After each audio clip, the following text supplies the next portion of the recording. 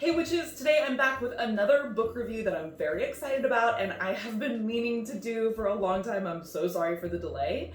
This one is Modern Witchcraft with the Greek Gods by Mankey and Astrea Taylor. The reason I've been meaning to do this for a hot minute is because this book was actually sent to me for free. Full disclosure, just want to be completely transparent. It was sent for free in exchange for a book review. However, I was asked to give a completely honest review. I will let you guys know now, I'm a little bit biased because I really enjoyed the book. And I'm already a big fan of the works of Mankey and Astrea Taylor. So I'm a little bit biased, but I will still provide a list of pros and a list of cons because I like to kind of keep things even keel. A couple of general notes before we jump into the pros and cons. The book is 288 pages if you include the appendices, which I do because there's a lot of really valuable information and instructions in there. And of course, as always, I'll link the book down below in the description box. Now, this book is not intended for Reconstructionists. They say that right off the bat, and it's also not intended for any one specific tradition or path. You just need to have some curiosity about the Greek pantheon and perhaps incorporating them into your witchcraft practice.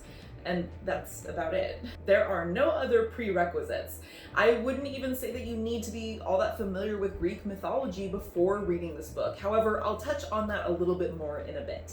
For now, let's kick things off with our pros. First pro is that this book contains a lot of history. It's not just mythology or information on the gods. Now, I think this is so important.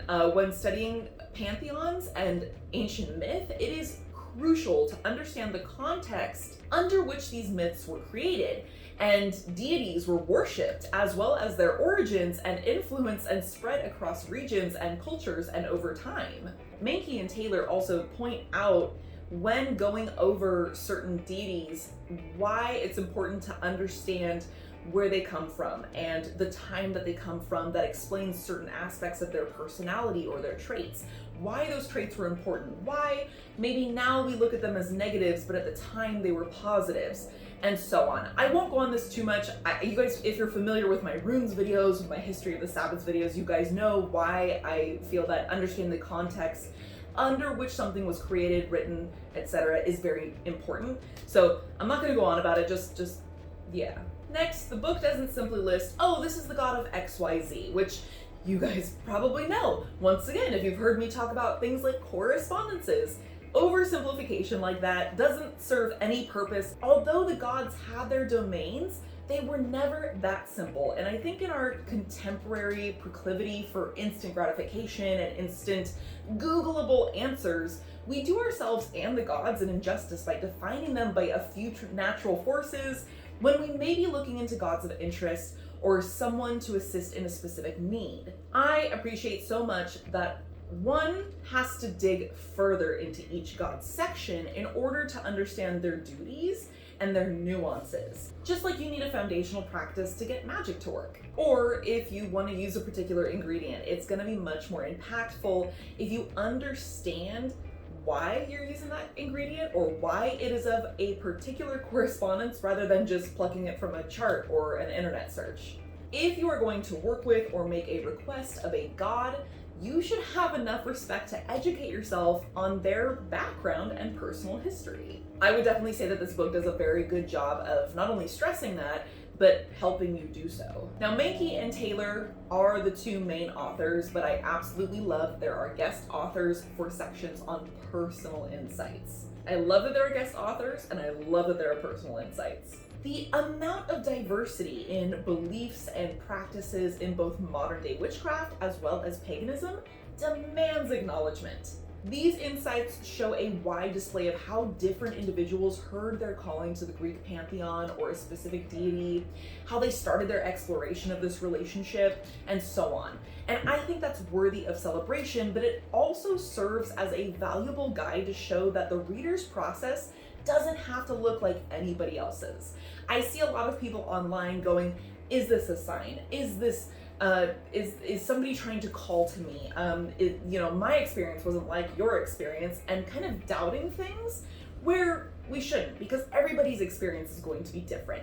Everybody's form of worship, everybody's form of offerings, everybody's form of working with a deity is going to look different. And so I sort of like, not only does it celebrate and acknowledge that, but I'm hoping that it sort of shows readers that, hey, it's totally okay. See how these two sections look completely different in the book? That's because those are two completely different practitioners.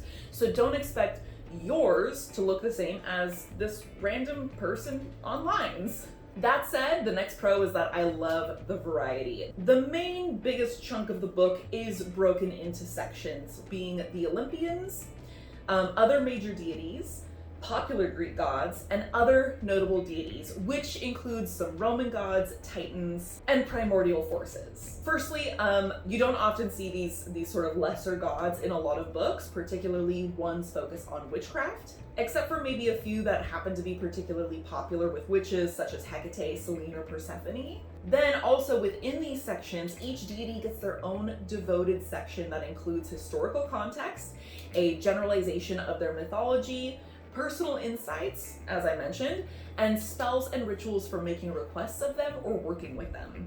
Now, is this quite enough information that you might need to have a full-blown relationship with one of them? Maybe not. It is a really great way to get yourself started, but it's sort of a good taste test, I guess. If you're like, I'm very interested in this pantheon, either I'm interested in working with it as a whole, or I'm drawn to this pantheon and I want to find a few specific deities, but I'm not sure who yet. It's just a really great way to educate yourself. Additionally, you have to remember that these gods all have relationships in their mythology with one another and how they interact with each other. So there is going to be overlap. If you're learning about one, sometimes it is good to read about the others and inform yourself a little bit. Finally, I love that this book does not require you to have a specific belief concerning gods and deities in general.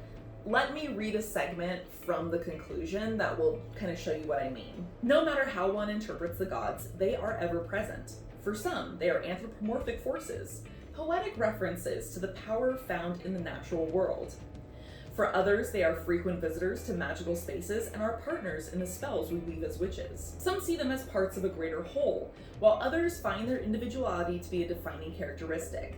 The gods of Mount Olympus have been with us in some form or another for over 4,000 years now, and they are just as vital today as they were in the days of ancient Athens or the Roman Empire. As an agnostic pagan myself, I appreciate so much that these differing beliefs are acknowledged, and viewing the gods as conscious entities is not a requirement of either this reading material or working with this pantheon. I do find that in some communities and in some places in the witchcraft and pagan community that is gatekept a little bit. So I fully appreciate that the authors not only acknowledge that you don't have to think that way necessarily, which if you do, that's totally fine. But for people who don't believe that at all, or those like myself who are like, I don't know, maybe, you know, there's still room for us to work with this material and with this pantheon. Okay, now it's time for the cons section, which I'll admit is much shorter than the pros, but you should have seen that coming because, like I said, I'm already a fan of both of these authors and I did enjoy this book. But I do like to keep things well-rounded and just give not a completely biased perspective. Due to the title alone, I had hoped that there would be a little bit more about creating a working practice involving the Greek pantheon or each specific deity mentioned and, well, witchcraft. Yes, there are spells which I love, and a lot of them are really awesome. I've already practiced a few of them. I have others that I'm intending to try out later on. But due to the mentions of magical practice and modern witchcraft, I personally would have liked additional information on providing offerings. You know, what do they like, each individual one? How do you open communications with them, and so on. Granted, this could be different for each person, but, you know, a little bit more of even just the kind of a general basic idea would have been nice. If you are absolutely brand new to working with a god or goddess or pantheon, I would recommend finding another resource in addition to this one. I'm not saying that this will, you know, do nothing for you.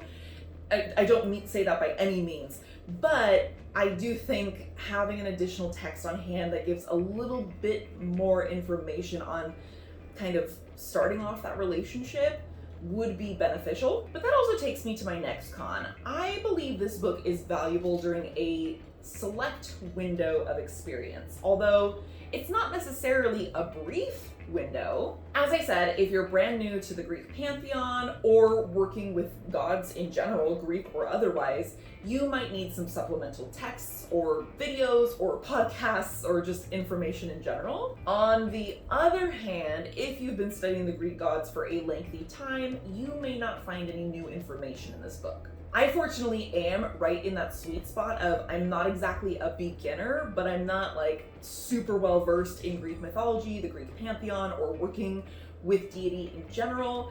I only began working with deity like a year and a half, 2 years ago, something like that. So I am right in that sweet spot. And like I said, that window is not necessarily a brief one. For me, it's already taken up many, many years of my practice and of my life.